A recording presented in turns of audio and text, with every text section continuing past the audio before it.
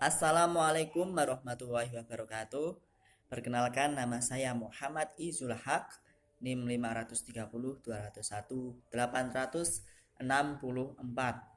Saya berasal dari jurusan Program Studi Ilmu Al-Quran dan Tafsir semester 7.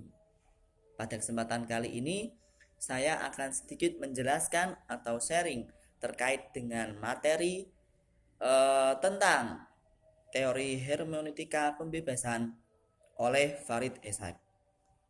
Namun sebelum itu, saya akan memaparkan kondisi yang sedang terjadi saat ini, yang mana kalau dilihat di Indonesia, masalah kemiskinan itu masih menjadi problem yang belum diatasi, yang bisa diatasi.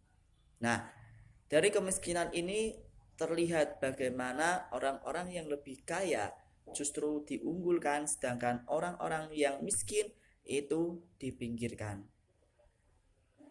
Banyak kebijakan-kebijakan yang sekiranya tidak sesuai dengan rasa keadilan. Nah,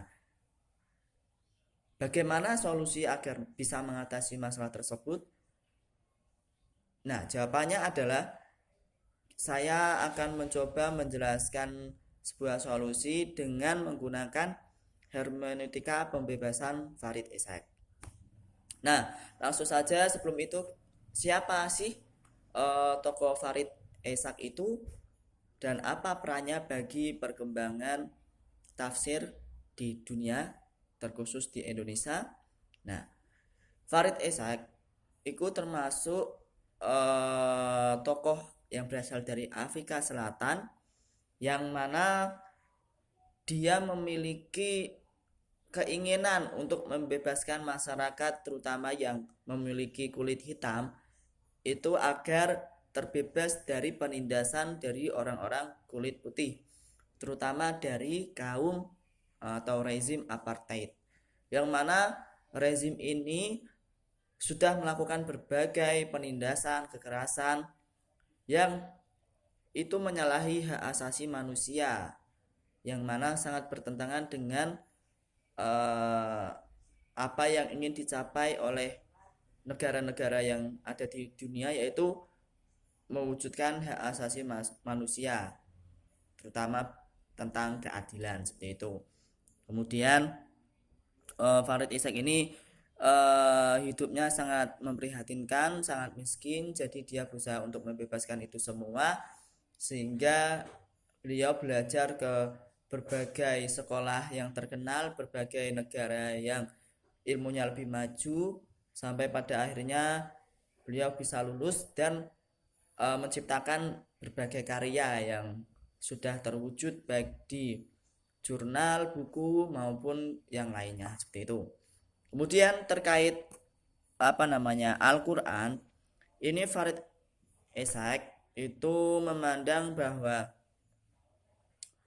Al-Quran ini hadir sebagai sebuah solusi untuk menyelesaikan masalah yang ada di dunia, terkhusus yang ada di Afrika Selatan. Nah, menurutnya secara sosiologis Al-Quran itu bisa dijadikan tanggapan atas realita kehidupan masyarakat yang sedang terjadi. Hal ini tidak hanya berlaku bagi masyarakat Arab saja, namun juga berlaku bagi masyarakat di seluruh dunia. Nah, itu pandangan Farid Essayg terhadap Al-Quran. Kemudian tentang penafsiran. Nah, ini beliau ada dua masalah yang harus dihadapi terkait masalah kondisi sosial secara umum yang terjadi di masyarakat Afrika Selatan, dan yang kedua masalah pemahaman masyarakat Afrika Selatan terkait dengan adanya rasialisme kekuasaan apartheid. Nah, pembahasan yang nomor 2 inilah yang nantinya akan berkaitan dengan penafsiran, terutama penafsiran kitab suci atau Al-Quran. Nah, masalah yang pertama itu tentang patriarki rasialisme dan kapitalisme. Ini mereka melakukan tindakan-tindakan yang menyimpang seperti patriarki. Nah, ini patriarki menjadikan perempuan itu pada posisi subordinat. Nah, ini akibatnya terjadi banyak kasus pelecehan, terutama pelecehan seksual itu terhadap kaum wanita, sehingga rasa keadilan itu tidak terasa bagi masyarakat Afrika Selatan. Kemudian juga di rasialisme itu ada istilahnya 3 tingkatan yang dibuat oleh rezim apartheid, yang mana orang-orang yang kulit hitam itu sendiri, orang yang kulit putih itu sendiri, dan orang yang kulit berwarna itu juga disendirikan. Ini jadi sebuah tingkatan-tingkatan seperti itu. Kemudian terkait dengan kapitalisme, ini contohnya Farid Ishaq itu sendiri, dia mengalami sebuah proses yang sungguh tidak mengenakan seperti itu. Kemudian masalah yang kedua terkait dengan penafsiran. Nah, ini penafsiran waktu itu masih dibatasi dengan teks saja, tidak konservatif. Al-Quran itu masih dibaca secara fundamentalistis. Nah, ini akibatnya produk dari tafsir itu bersifat normatif sehingga mengandung bias. Seperti itu. Ini Farid Ishaq memandang bahwa penafsiran itu tidak hanya sekedar mengungkap makna saja, namun juga dapat merubah kehidupan. Ini yang dicita-citakan oleh Farid Ishaq, bagaimana penafsiran atau Al-Quran itu bisa merubah kehidupan yang ada di masyarakat. Nah, ini kemudian terkait dengan konsep hermeneutika pembebasan. Nah, Farid Ishaq ini menjelaskan bahwa hermeneutika itu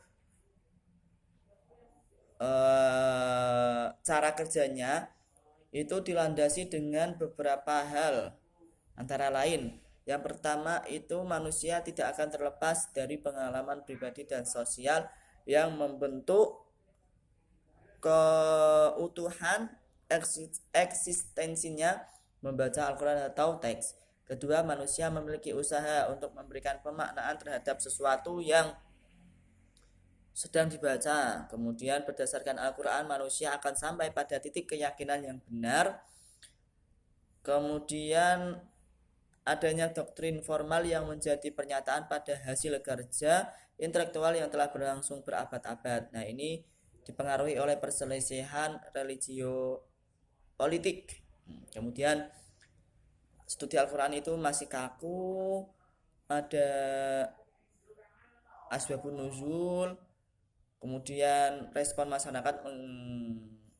terkait respon masyarakat terhadap Al-Quran sebagai sumber solusi bagi suatu masalah. Seperti itu. Nah, untuk pemikirannya sendiri itu dipengaruhi oleh Fazlur Rahman, M.R. Koun, Abdul Rasid Ridho, dan At-Tabari.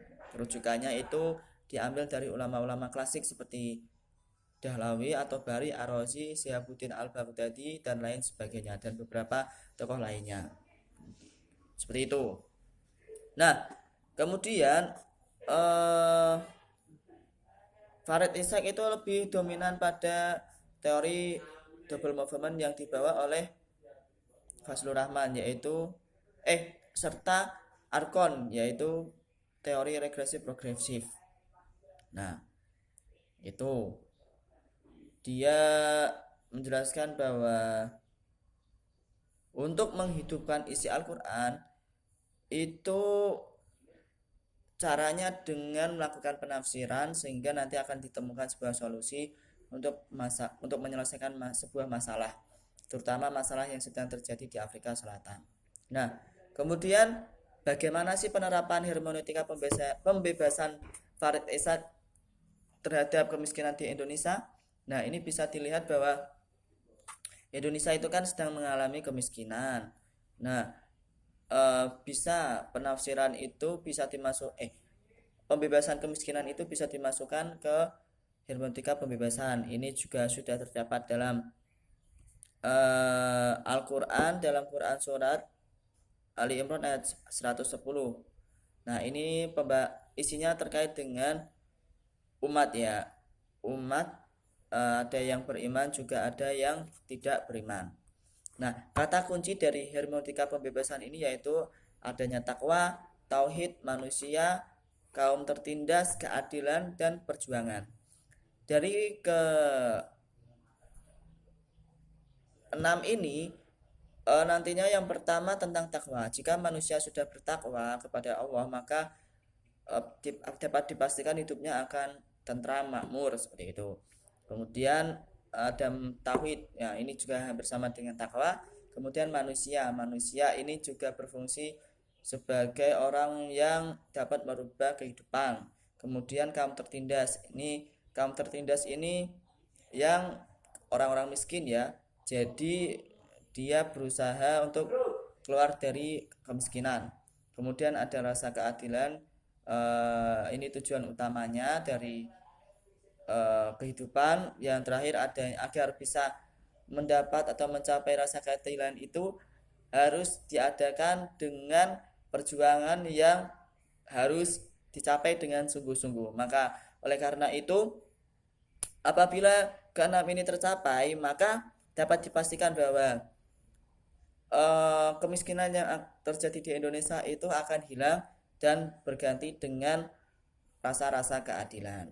Mungkin itu saja ya penjelasan dari saya terkait dengan hermeneutika pembebasan Farid Ishaq. Semoga dapat bermanfaat bagi kita